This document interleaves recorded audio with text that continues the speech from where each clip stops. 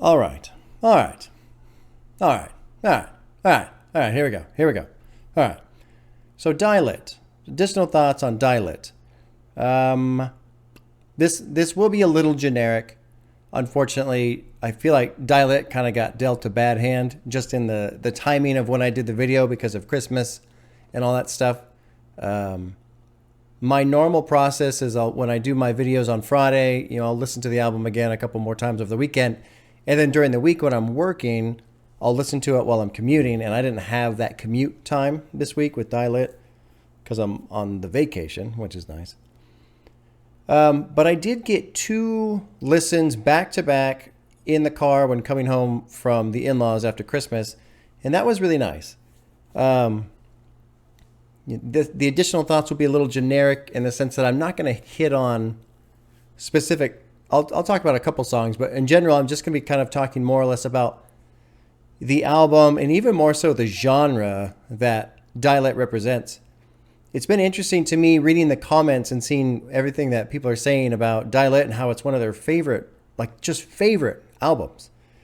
And it's a little surprising to me, but as I was thinking about it, especially when I was driving home and the couple hours in the car and I just had those back-to-back playthroughs, I started to realize that this style of music, it requires a specific mindset, and I think really with this album and this style of music, I don't think it does well in a circumstance like a reaction video where someone's listening closely and analyzing the lyrics and the sound, because that's not really what it's about. I feel like an album like this is more of, not to say a background sound, but it's not meant to be listened to intensely, in my opinion.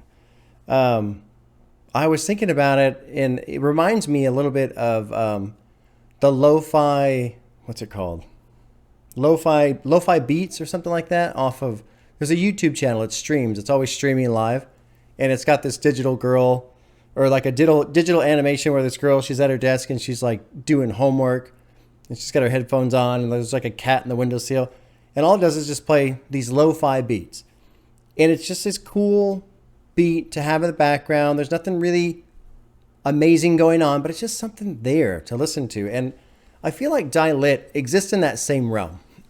And I feel like the people who don't enjoy Dilit, I think they don't really understand just the mind space that you have to be in when you're listening to this album. Because this isn't about the rhymes or the flows or even necessarily the beats. I mean, the beats to an extent, obviously, but this is not something that's going to come in and just blow you away like in a lyrical sense, in a flow sense.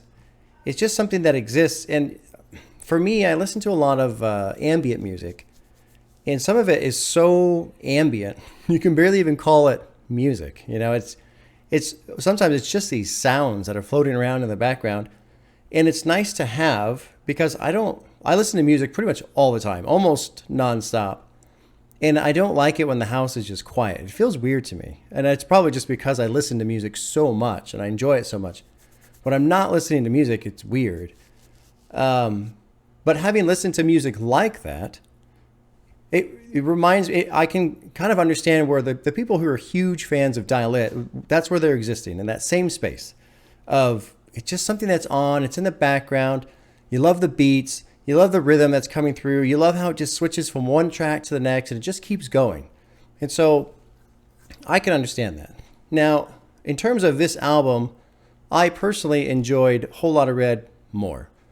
But I also listened to Whole Lotta Red a lot more than I've listened to Dilit. I think I've only gotten 4, maybe 5 total listens on Dilit, which isn't very much. I think with something like this, you kind of have to go through it a lot. You have to listen to it a lot, and then it just starts to sink in and it gets familiar in your mind, and then with that familiarity comes the ability to let go and stop thinking about it and just let it exist in the brain rather than listening to it actively as music. And I think the same thing can be applied to stuff like piano music. I enjoy, there's an artist, I can't remember his name. He's Italian. I can't pronounce his name. He's got this great album. He's got all kinds of albums, but there's one I listen to fairly often, and it's just these beautiful piano pieces. And if I were to take that album and react to it like I did with Die Lit, I'd probably get kind of bored, honestly, because it's not so much about listening to every single sound and analyzing the timing signature, all this. Like, no, it's just the fact that it's well played piano, it's pleasant to my ear, and I enjoy it. And that's it. It's that simple.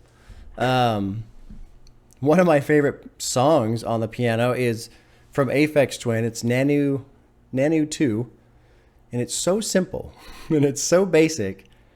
And half the song is almost the silence that exists between sounds.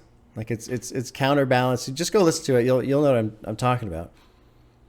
And again, that is one of my personal all-time favorite songs. But if you were to sit and analyze it, it would be kind of boring because there's nothing happening. But that's why I like it so much. So while I don't have anything too specific to say about Die Lit as far as the tracks in the album, it was fun to listen to this and have another portion of my mind challenged to recognize where this exists in terms of why people enjoy it so much, why I enjoy some of the music I do, and how this is kind of like a hip-hop parallel to that. Now, in terms of the tracks, I do like the opener. A lot of people have told me the opening track, what is it? Long Time. It's one of their favorite tracks, and it does have this cool, it's almost like a yin and a yang, You can, it took forever to feel like, or I haven't felt like this in a long time. It took forever to feel like this. The sound that he's using in that track, there's this weird balance between, you can either perceive it to be he's felt horrible and now he's coming out of it, or he was feeling fine and now he's like nose down, like starting to crash. It's just this great balance in the sound.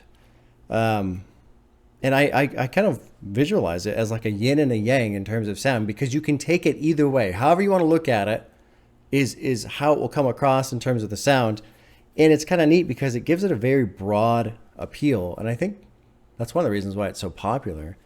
What was another one that really stood out to me? Fell in Love was cool just because it challenged one of my misconceptions I had about giving women all this stuff. But the way it was portrayed, it was very positive. It wasn't, I so commonly associate a transactional relationship with that kind of thing where, they need their jewelry and their clothes and all this other stuff. And it's like, what exactly is going on here? But the way it was presented in that track was, no, I love this girl so much. I just want to give her the world, everything. I don't care. Everything, it should be hers because I love her so much. So that was kind of nice for me to challenge that idea in my head. Mileage. I've never heard anything like that before. And Mileage, in my opinion, is kind of like this sleeper. I almost want to call it like a feminist track. Like, it's so positive, but it sounds like on the surface, it almost sounds like a diss track. Because Miley Cyrus is going out every Friday night, crazy girl, and she's sleeping with all these dudes. And the message in the song is, I don't mind. And as I thought about that, I thought, this is really actually kind of cool. Even though initially it comes off as a diss track, it's really not, because so commonly when you hear about a woman who's sleeping around, they're a slut, they're a hoe, whatever. But then when the guy does it, it's no big deal. That's what they're supposed to do. So there's always this hypocrisy that exists there. So for Playboi Carti to come out and just say, I don't mind, like, it's strangely supportive of Miley Cyrus going out and doing her thing, So it was just quite the surprise for me to hear that song and some of the words that are being used to send that message across. It was very interesting. I mean, honestly, it was just cracking me up the first time I heard it. But yeah, interesting track. The only one I did not like, well, there were two that I just did not get into. Lean for Real was just too repetitive. And then Chopper Won't Miss, just because of the lyrical content. I feel like that track, that's something who, somebody who is trying to trash talk hip hop or be a bad faith actor on, oh, I'm going to look into it and then look what I found. They're just talking about AK-47s and shooting everybody. Oh, it's so terrible. So to me, that track, it's not so much that the track itself is bad, but I feel like it's just an example that can be used against hip hop. And for me to have learned so much up to this point from where I was and all of the misconceptions that I've had, to see that one, I kind of go, oh man, that sucks. That sucks. But that's probably more just a personal thing. I don't know how much it really matters. Overall, though, I mean, it is an enjoyable album. I prefer Whole Lotta Red more.